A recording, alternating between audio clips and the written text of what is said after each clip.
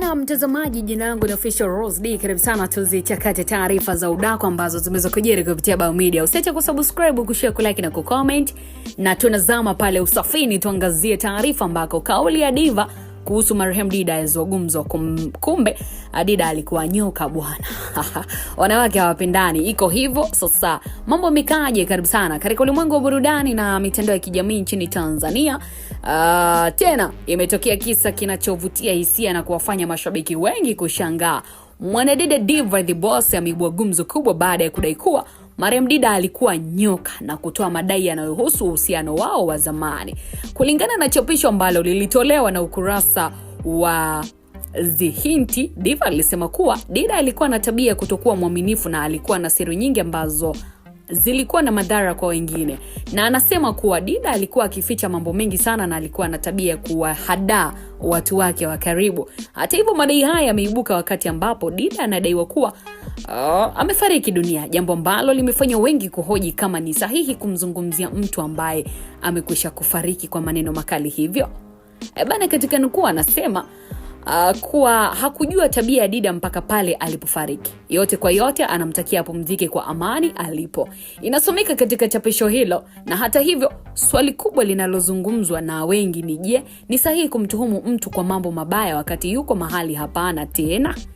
Bana, chapisho hilo limezua mijadala mikali mitandaoni, huko baadhi ya wafuasi wakimlaumu Diva kwa kutoa madai hayo wakati wa maombolezo, wakati wengine wakisitiza kuwa ukweli unapaswa kusemwa bila kujali hali. Wengine wamehoji kama Dida kweli amefariki na sawa amefariki, je, ni kweli mambo kama hayo yalifanyika?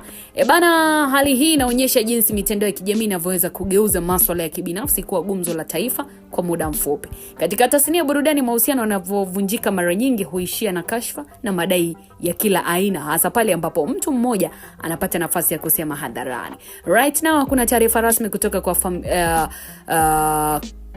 kwenye ukweli kwamba ni kweli marehemu alikuwa na tabia hizo kama ambavyo imezungumzwa ama vipi.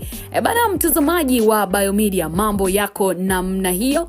Lakini pia tumeona kwamba wako mashabiki walimvaa sana Diamond Platnumz ambaye ni bosi wa hapo Wasafi kwamba kwa nini asikemee tabia kama hiyo, maana mpaka sasa yupo kimya. Je, na yeye kafurahia Dida marehemu kusemwa, au yeye ndo kamtuma Diva kumdhalilisha marehemu? Maana kwa taasisi kama ile ya Wasafi Media, wafanyakazi ilibidi waishi kwa upendo na kufuata misingi ya sheria. Hii inaleta picha gani pengine hata kwa walio hai wafanyakazi pale usafini?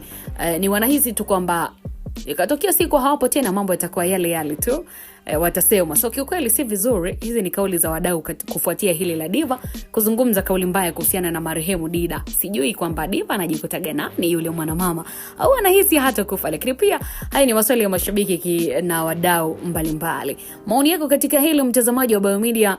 Je, alichokifanya Diva kuhusu marehemu Dida ni kitu chema ama ni kitu kibaya? Unaweza kuachilia maoni yako moja kwa moja, tuangazia wakati mwingine.